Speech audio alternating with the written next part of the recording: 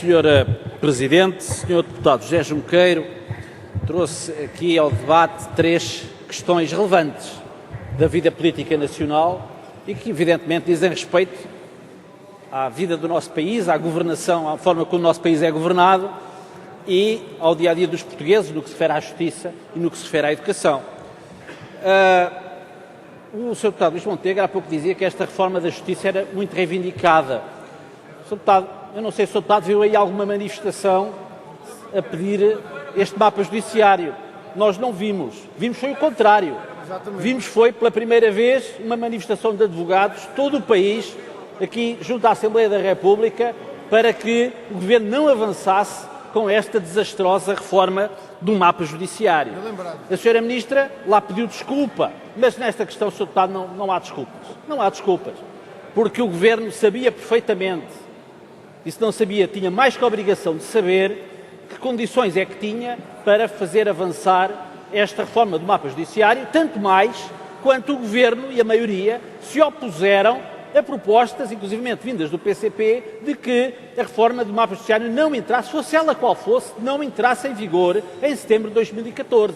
Fizeram uma questão absoluta de que entrasse em vigor e agora o Governo passa pela vergonha da situação com que está a funcionar ou não está a funcionar a Justiça em Portugal. A Sra. Ministra minimiza, diz que se trata apenas de um percalço, diz que o programa Sítios é uma ferramenta informática. O que acontece é que os operadores judiciários não têm outra, têm mesmo que utilizar o programa Sítios e não o podem fazer.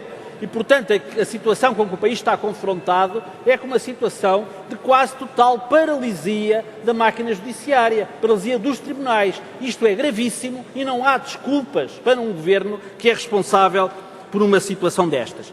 Senhor Deputado, a educação, o ano letivo começou inacreditavelmente mal, com falta de tudo, com falta de professores, com erros grosseiros na colocação de professores, com a falta de funcionários, com falta de apoios educativos, e o Sr. Deputado Hugo Soares está muito indignado comigo. O Sr. Deputado Hugo Soares devia ficar indignado era com o Sr. Ministro da Educação. Sabe porquê, Sr. Deputado? Porque o Sr. Ministro da Educação obrigou a maioria a passar por o maior enxovalho deste ano, que foi o seguinte, é que a maioria propôs um debate sobre a abertura do ano, em que a maioria passou aqui o debate todo a defender o Governo, a dizer que estava tudo normal, estava tudo no melhor dos mundos, e o Sr. Ministro deixou a maioria espalhar-se ao comprido e na última intervenção, antes de se ir embora, veio pedir desculpa a dizer que afinal estava tudo mal.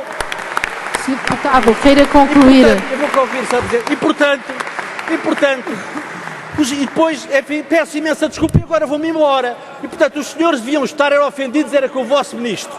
Eu vou concluir, Sra. Presidente, sobre a questão do Sr. Primeiro-Ministro. Sobre a questão do Sr. Ministro, nós próprios, do parlamentar do PCP, já solicitámos à Assembleia da República, quer à Comissão de Ética, quer à Sra. Presidente, que sejam, através da Sra. Presidente, que os serviços da Assembleia recolham a informação relevante acerca das questões e das suspeições que envolvem o comportamento do Sr. Primeiro-Ministro enquanto exerceu o mandato parlamentar e quando saiu dele com o subsídio de reintegração. O Sr. Primeiro-Ministro vem dizer que a Procuradoria-Geral da República esclareça, mas, Sr. Deputado José Junqueiro, não acha que, em primeira linha, quem tem a obrigação estrita de esclarecer o país sobre a situação é o próprio Primeiro-Ministro?